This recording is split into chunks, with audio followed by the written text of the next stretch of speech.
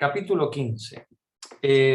Cambio de magnitudes en el precio de la fuerza de trabajo y en el plusvalor. Voy a compartir pantalla con vosotras para que veamos un pequeño esquema de lo que plantea Marx en el capítulo, para que luego podamos hacer la lectura con más fluidez.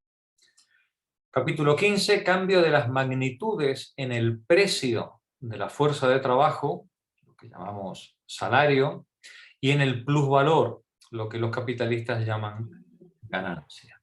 ¿Vale? Cambio de magnitudes. ¿De qué dependen las magnitudes del salario o las magnitudes, en este caso, de la ganancia? En primer lugar, Marx nos recuerda que el valor de la fuerza de trabajo está determinado por el valor de los medios de subsistencia. Eso lo tenemos que tener ya claro y fijo en nuestra mente. El valor de la fuerza de trabajo depende del valor de los medios de subsistencia que mantienen viva esa fuerza de trabajo y le permiten reproducirse en las condiciones normales de la época y del lugar en el que está. Por tanto, la masa de medios de subsistencia que hace falta para mantener con vida y reproducir la fuerza de trabajo en cada época y lugar está dada. Sin embargo, esta masa de medios de subsistencia, de época en época y de lugar en lugar, cambia. No es lo mismo, nos decía Diodoro, la masa de medios de subsistencia que necesita un campesino egipcio para reproducir su familia, para reproducir su fuerza de trabajo, que la masa de medios de subsistencia que necesita un ballenero en el Ártico para reproducir su fuerza de trabajo. No es lo mismo. Es decir, el niño egipcio en época de Diodoro está semidesnudo corriendo por los márgenes del Nilo, ¿no? Comiendo las 4 verduras que le prepara la madre, y un ballenero en el Ártico, aparte de fabricar el barco, más todo el armamento, más todo lo que necesita, ¿no? Pues tiene que hacer frente a unas temperaturas extremas y a unas condiciones de vida verdaderamente terribles, para lo cual tanto sus medios de subsistencia como los recursos que necesita para poder reproducirse diariamente son infinitamente mayores que los que harían falta en el otro ejemplo anterior. Por tanto, la masa de medios de subsistencia va a cambiar en función de la cantidad de trabajo que producir esos medios de subsistencia requiera. Habrá lugares y épocas en los que con 1 hora al día yo tengo todo lo que necesito para vivir, y habrá lugares y épocas en las que la mayor parte de la jornada laboral tenga que ser dedicada a poder reproducir los medios de subsistencia que hacen falta. Pero además del valor de los medios de subsistencia, es decir, del tiempo que hace falta para producirlos, también la masa dependerá del coste de desarrollo de la mano de obra. Producir un trabajador o producir un adulto plenamente competente no cuesta lo mismo si el árbol de la palma está ahí disponible para talarlo y comérmelo, o si el niño del Nilo se sienta en las piedras y coge el pescado que sale del agua. No cuesta lo mismo que en el ballenero del Ártico. En el primer caso, el coste de desarrollo, el coste de aprendizaje, de enseñanza, de entrenamiento puede ser muy bajo, y en el otro, conseguir un marinero experimentado o formado, el coste puede llevar años de formación, conseguir eso. Ni hablar, si estamos hablando de nuestra época, de lo que cuesta producir un ingeniero en telecomunicaciones, o una médico anestesista, ¿no? Sí, el coste de desarrollo de la mano de obra puede cambiar radicalmente y enormemente dependiendo de la época, lugar, modo de producción y circunstancias sociopolíticas o tecnológicas que se vean afectadas. Pero además, en estas formas capitalistas primitivas, la masa de medios de subsistencia puede depender también de lo que Marx llama diferencias de naturaleza de la mano de obra. No cuesta lo mismo producir un artesano que producir un niño. Para producir un artesano, yo necesito un montón de años de formación. Para producir un niño explotable en una hilandería, con que sepa caminar y masticar es suficiente. Por tanto, aunque el valor de la fuerza de trabajo está determinado por el valor de los medios de subsistencia, la cantidad y valor de esos medios de subsistencia está condicionado históricamente. Hay sociedades en las que puede variar enormemente con respecto a otras. Y dentro de la misma sociedad, lo habréis vivido vosotras en vuestra vida personal, quienes habéis vivido unas cuantas décadas ya, el valor de los medios de subsistencia de una familia no es igual en un lugar de España que en otro, ni es igual en 1950 que en 1980 que en 2021. Dentro de la misma sociedad. Pues bien, la combinación de estos distintos elementos condiciona el coste de reproducción de la familia obrera y de cada uno de sus miembros.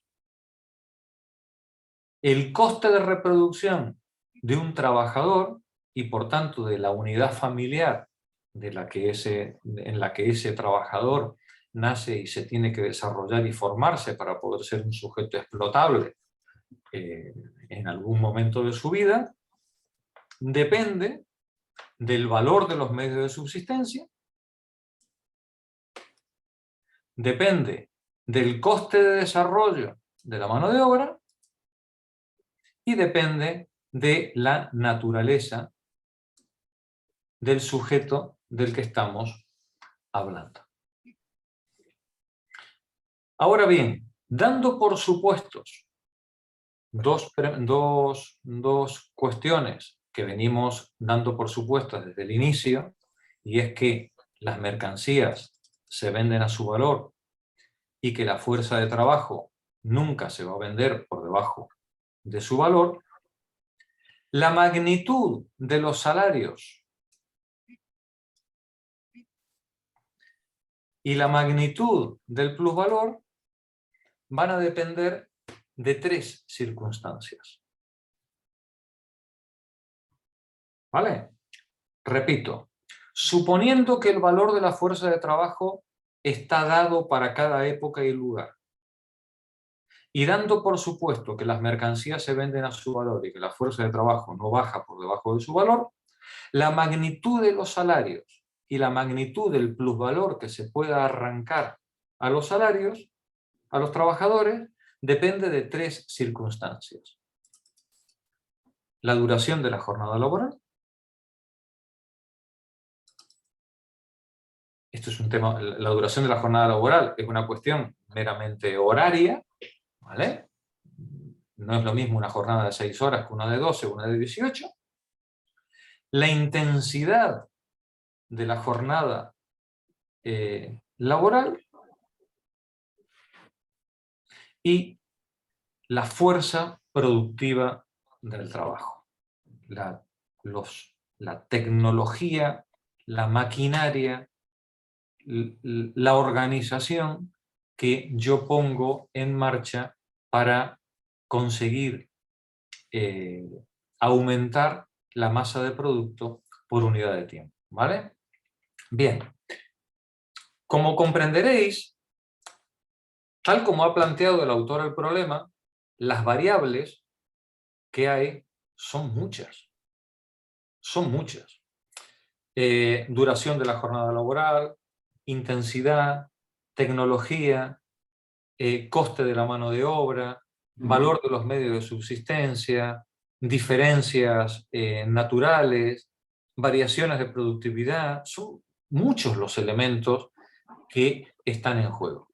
No obstante, el autor quiere dedicar este capítulo a analizar tres hipótesis. ¿Qué pasa con los salarios y con el plusvalor cuando el tiempo de trabajo y la intensidad son constantes y solamente varía la fuerza productiva? ¿Qué pasa cuando el tiempo de trabajo y la productividad son constantes, pero solamente cambiamos la intensidad? ¿Y qué pasa con el plusvalor y con los salarios cuando la productividad y la intensidad son constantes y solamente cambiamos la duración de la jornada laboral? A eso, al análisis de esas tres hipótesis, es a lo que dedica el capítulo, para que nos entrenemos en ver cómo operan estas variables en el funcionamiento del plusvalor y el precio de la fuerza de trabajo. ¿Vale? Vamos a comenzar la lectura. Vicente, por favor. Capítulo 15, cambio de magnitudes en el precio de la fuerza de trabajo y en el plusvalor. Hola, bona nit a tots i a totes. ¿Me oís? Sí, adelante. En la sección tercera, capítulo 3, analizamos la tasa del plusvalor, pero solo desde el punto de vista correspondiente a la producción del plusvalor absoluto. En la sección cuarta descubrimos determinaciones adicionales. Hemos de resumir aquí brevemente lo esencial. El valor de la fuerza de trabajo está determinado por el valor de los medios de subsistencia que habitualmente necesita el obrero medio. La masa de estos medios de subsistencia, aunque pueda cambiar su forma, en una época determinada y para una sociedad determinada, está dada y, por consiguiente, se la puede tratar como una magnitud constante. Lo que varía es el valor de esta masa. Otros dos factores entran en la determinación del valor alcanzado por la fuerza de trabajo. Por una parte, sus costos de desarrollo, que varían con el modo de producción. Por otra parte, la diferencia de naturaleza, según se trate de fuerza de trabajo masculina o femenina, madura o inmadura. El empleo de esas fuerzas de trabajo diferentes, condicionada a su vez por el modo de producción, ocasiona una gran diferencia en los costos de reproducción de la familia obrera y en el valor del obrero varón adulto. Ambos factores, no obstante, quedan excluidos de la presente investigación. Damos por supuestos los siguientes puntos. 1.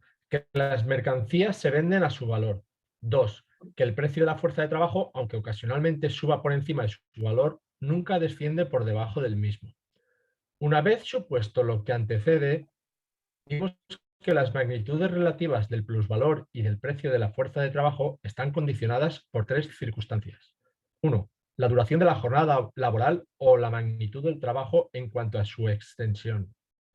2.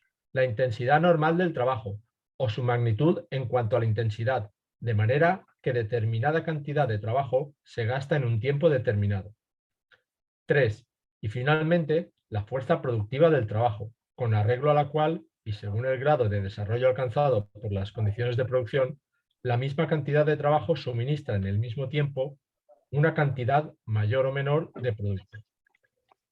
Como es obvio, Muchas combinaciones son posibles, según uno de los tres factores sea constante y los demás variables, o dos factores constantes y el tercero variable, o finalmente variables a un mismo tiempo los tres.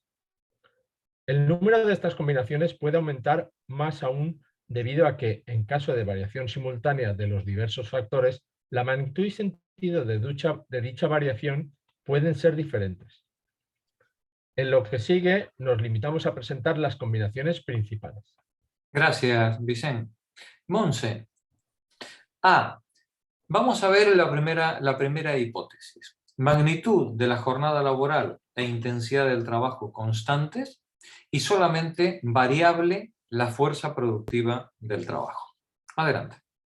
Partiendo de este supuesto, el valor de la fuerza de trabajo y el plusvalor están determinados por tres leyes.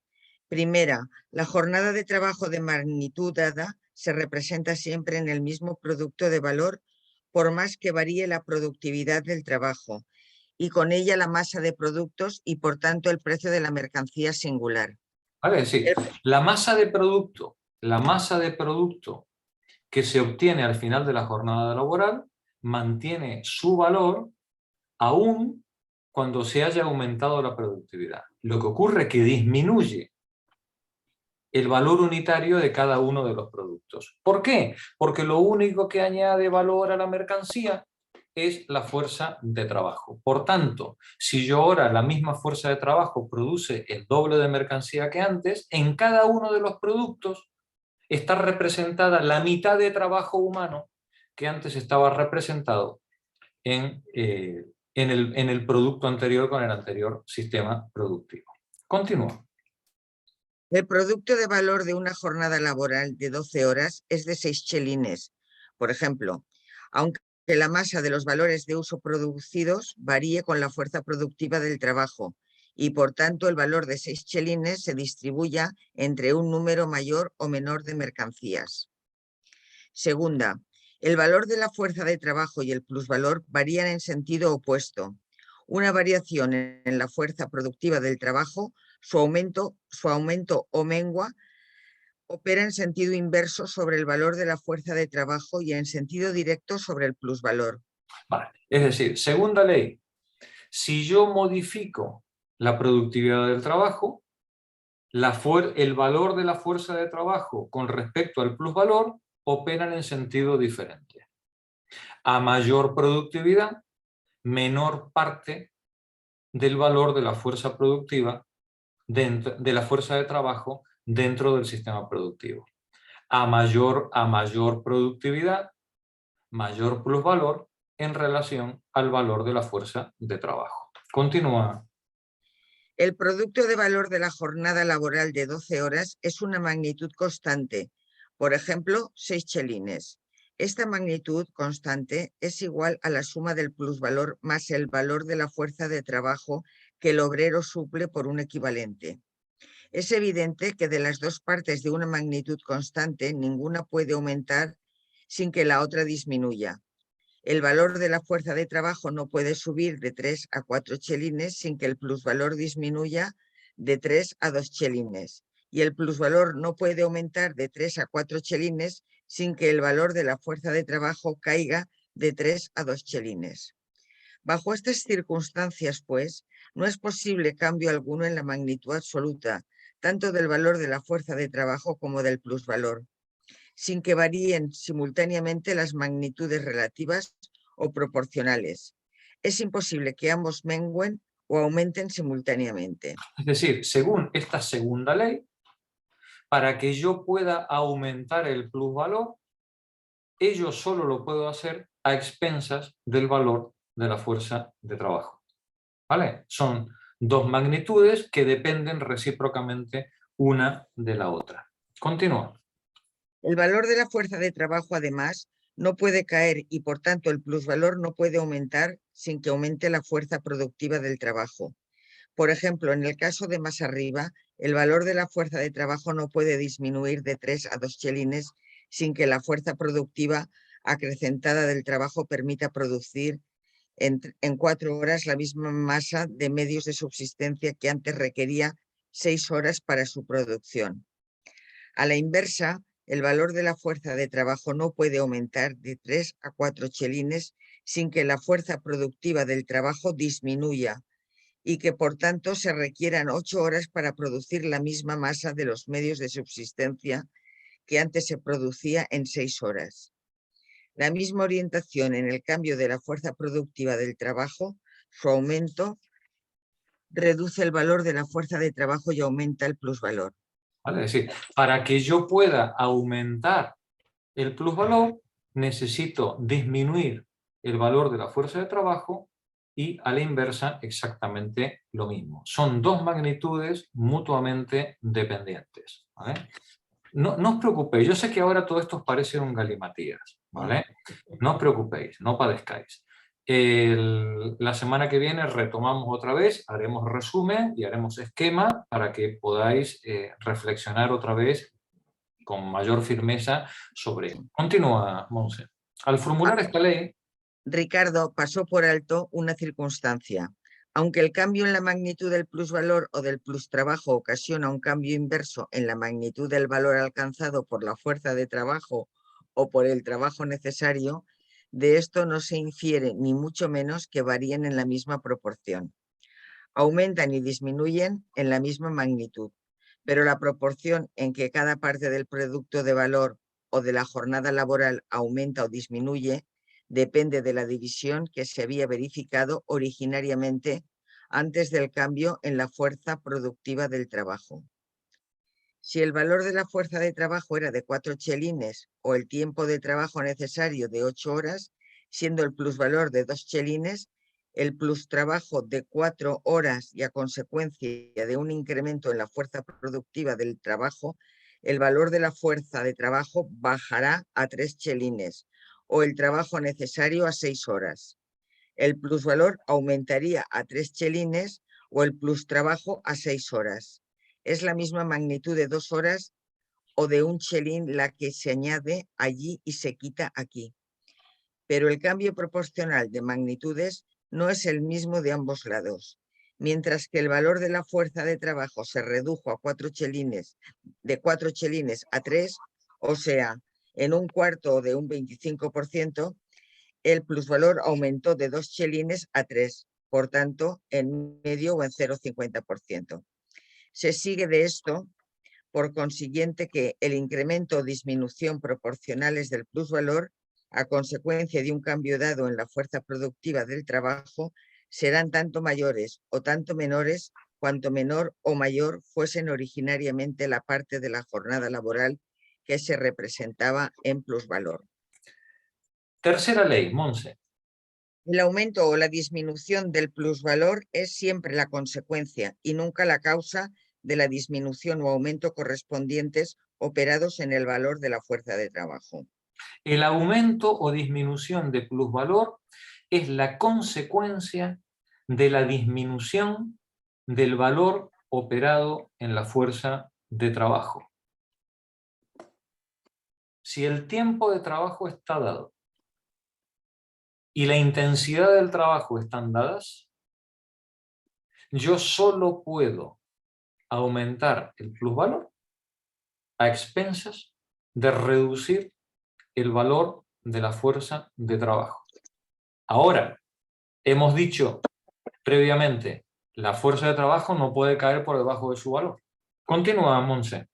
Como la jornada laboral es de magnitud constante y se representa en una magnitud constante de valor, como a todo cambio de magnitud en el plusvalor corresponde un cambio de magnitud inverso en el valor de la fuerza de trabajo, y puesto que este valor solo puede variar con un cambio en la fuerza productiva del trabajo, de estas condiciones se sigue, como es obvio, que todo el cambio de magnitud en el plusvalor surge de un cambio de magnitud en el valor de la fuerza de trabajo. Por ende, si hemos visto que no es posible ningún cambio absoluto de magnitud en el valor de la fuerza de trabajo y en el plusvalor sin que varíen sus magnitudes relativas, se infiere ahora que no es posible ningún cambio de sus magnitudes relativas de valor sin que varíe la magnitud de valor absoluta de la fuerza de trabajo. Continúa. He dicho. Ricardo ha sido el primero en formular de manera rigurosa las 3 leyes que acabamos de enunciar. Los defectos de sus análisis son: 1, que presupone como condiciones generales y exclusivas, evidentes de por sí, de la producción capitalista las condiciones particulares dentro de las que rigen esas leyes. 2, y esto falsea su análisis en un grado muy superior, que Ricardo de ningún modo expone de manera pura el plusvalor, esto es, independientemente de sus formas particulares, tal como la ganancia, la renta de la tierra, etc. De ahí que confunda directamente las leyes sobre la tasa del plusvalor con las leyes sobre las tasas de la ganancia. Más adelante, en el libro tercero de esta obra, demostraré que la misma tasa del plusvalor puede expresarse en las más diversas tasas de la ganancia y que diferentes tasas del plusvalor, bajo determinadas circunstancias, pueden expresarse en la misma tasa de la ganancia. Según la tercera ley, el cambio de magnitud en el plusvalor supone un movimiento en el valor de la fuerza de trabajo ocasionado por un cambio en la fuerza productiva del trabajo. El límite de esta variación está dado por el nuevo límite trazado al valor de la fuerza de trabajo. Pero aunque las circunstancias permitan que la ley opere, pueden ocurrir movimientos intermedios. Por ejemplo, si a consecuencia de una fuerza productiva del trabajo acrecentada, el valor de la fuerza de trabajo disminuye de 4 a 3, o el tiempo de trabajo necesario se reduce de 8 horas a 6. El precio de la fuerza de trabajo podría disminuir solo a 3 chelines y 8 peniques, a 3 chelines y 6 peniques, a 3 chelines y 2 peniques, etc. Y por tanto el plusvalor aumentar solo a 3 chelines y 4 peniques. 3 chelines y 6 peniques y 3 chelines y 10 peniques, etc. El grado de la reducción, cuyo límite mínimo es de 3 chelines, depende del peso relativo que arrojen en cada platillo de la balanza, por un lado la presión del capital y por otro la resistencia de los obreros. Y aquí nos vamos a quedar, ¿vale? Es decir, cuando se produce un aumento en la fuerza productiva del trabajo, se produce un aumento en el plusvalor obtenido. Ahora bien, que ese aumento en el plusvalor obtenido a expensas del valor de la fuerza de trabajo se traduzca en un cambio, en una reducción proporcional de los salarios, dependerá, nos dice Marx, del peso relativo que arrojen en cada platillo de la balanza la presión del capital y la resistencia de los obreros. ¿Que me vas a pagar menos? Veremos.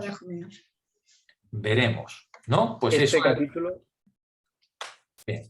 La semana que viene vamos a retomar desde aquí la lectura, Vale. pero os haré un resumen, un esquema del argumento que hace Marx. La semana que viene le metemos el diente a esto. ¿Vale? Buena semana, Gracias. compañeras. Buenas Buena noches. semana, buenas noches. Buenas noches a todos. Hasta luego. Chao.